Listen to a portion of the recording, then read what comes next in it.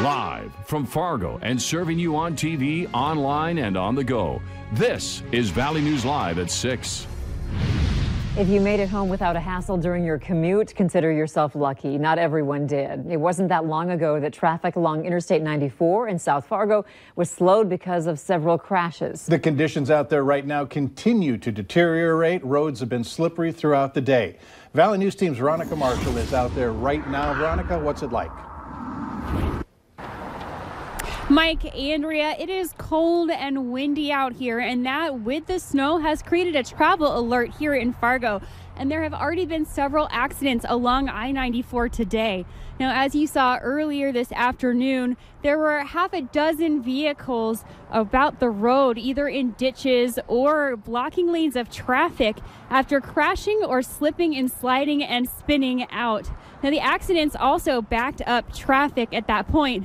Now, right now, it looks like traffic is moving along.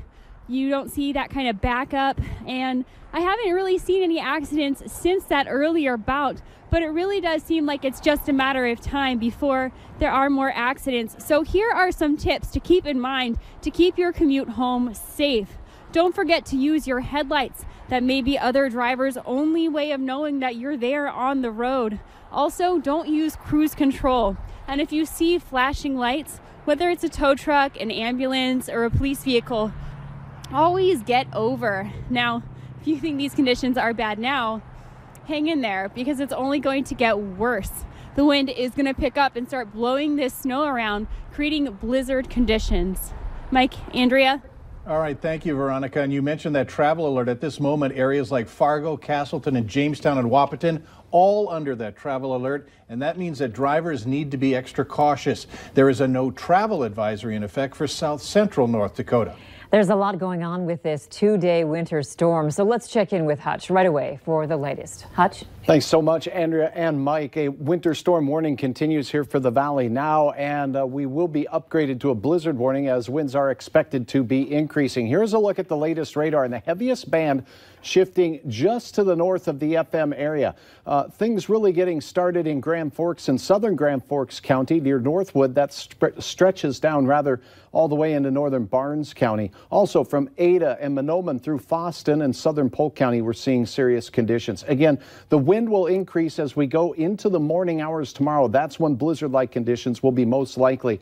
Bands of snow continuing through the evening, and overnight we'll have periods of heavy snow oscillating through the region as temperatures stay either side of zero across the area, with wind chills that will be brutal in the northern valley. In the Devil's Lake Basin, very little snowfall is anticipated there. So Grand Forks 1 to 3, that stretches down through the Jamestown area. 3 to 6 likely in Fargo. We're already at about 4 inches here, and many could see very close to the 12-inch mark out in Lakes Country. I think we'll be on the healthier side of that 6-inch total by morning already. So windy and cold tonight, more snow overnight, hour by hour details here in just a few more minutes. All right, thanks, Hutch.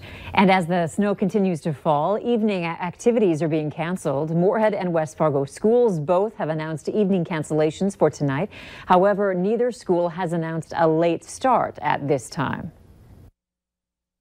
No, that is not something that happens in this neighborhood. So it's kind of a shock to me. Fargo police say that they've received at least 15 reports of thieves stealing from or trying to break into vehicles. Police say the crimes are believed to have happened this morning between 2 a.m. and 6 a.m. in the Deer Creek neighborhood in the 6200 block from 61st to 63rd Avenues South. But these break-ins aren't the only issue in that neighborhood. Tonight, a resident is demanding answers after she woke up this morning to both of her vehicle's back tires slashed. She says it all happened between 11 Monday night and 10 o'clock yesterday morning. Valley News Team's crime and safety reporter, Bailey Hurley, spoke with a woman today who says she's still in shock. I was devastated. I cried all day. I thought, how am I going to get money for my car? I honestly thought like my life is over. Sarah Rowell says when she got home here in Deer Creek from a babysitting gig on Monday night, she didn't notice anything out of the ordinary. But the next morning was a different story. When I woke up and came out to go to work, I found 2 of my tires were slashed. Rowell says she was actually on her way to job interviews that morning, but instead was stranded at home and stuck with almost a $300 bill to replace her tires. Well, that's the thing. I'm in college right now, and I'm actually in between jobs currently. So it was the worst time for this to happen. Like, I don't have money. Forcing Rowell to swallow her pride and ask her parents for help. Thank God for the support that I have, because if this happened to somebody who doesn't have support, they would be stuck at home. Like, it takes a toll on a person's day and their life. Not knowing who the slashing suspect really was, Rowell took to social media in the off chance that the culprit is somebody she knows. I wanted them to know that I'm not just going to sit back and take that, and that people are going to know about it, and that hopefully I can get justice. But Rowell says she hopes that's not the case. I'd hope that nobody would want to be that malicious ever. So I just hope for the best, I guess. I really don't like to think that way. In Fargo, Bailey Hurley, Valley News Live. Rowell did make a report with police. However, they tell us cases like this are hard to solve without any evidence left behind or home surveillance video to look at. If you have any information, you're urged to call dispatch at 451-7660. New developments out of Bemidji, Minnesota tonight, where the remains of 2 people were found. Beltrami County investigators say that they received a missing persons call from a family member of one of the victims. A vehicle was described and later found at the nearby Palace Casino. 2 people were taken into custody and questioned. That led authorities to search this home at 6568 Highway 89 Northeast, where the human remains were found. Both people who were questioned remain in custody and charges are expected. The names of the victims have yet to be released, but we've learned that one is from Minneapolis, the other from the Duluth Superior area. And authorities and autopsies will be done tomorrow. Now, authorities did say that this incident is not tied to a missing persons case. We've been following this case for over 2 years. Jeremy Jourdain was last seen in Bemidji on Halloween night of 2016. He was 17 years old at the time. Fargo police want your help identifying the man you're about to see on your screen, who they say is involved in a recent smash and grab case. Police also say the suspect used stolen credit cards at area stores.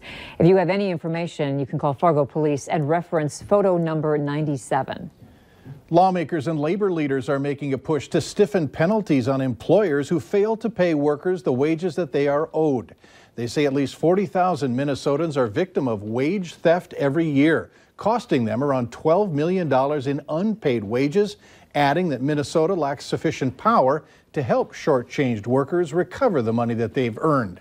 Democratic House Majority Leader Ryan Winkler says unpaid workers have been waiting too long for justice. A local mother is fighting for victims of crimes that were committed by juveniles. After sharing her daughter's rape story on social media, Rosa Struby's post has over 200,000 views. And this morning, North Dakota's House Judiciary Committee heard about Bill 1520, also known as Natalie's Law, inspired by Struby's 4-year-old daughter. Struby says their family was kept in the dark about most of the details involving her daughter's rape case. She says a 13-year-old boy was cited for the rape and sentenced to therapy and probation, but Struby says that wasn't enough. The House bill would do 3 things: allow parents of the victims access to the juvenile case as long as they don't share it anywhere, allow for stiffer sentencing, and offer services and help to families of the victims and the perpetrators. When they bring down the sentence on what these young delinquents are going to have to do, we want rehabilitation to be part of it. We want safety to the society to be important, but we also want a piece of that to deal with victim justice. Although her daughter's case is closed, Struby is pushing lawmakers for change so that other parents in similar situations don't go through what she did.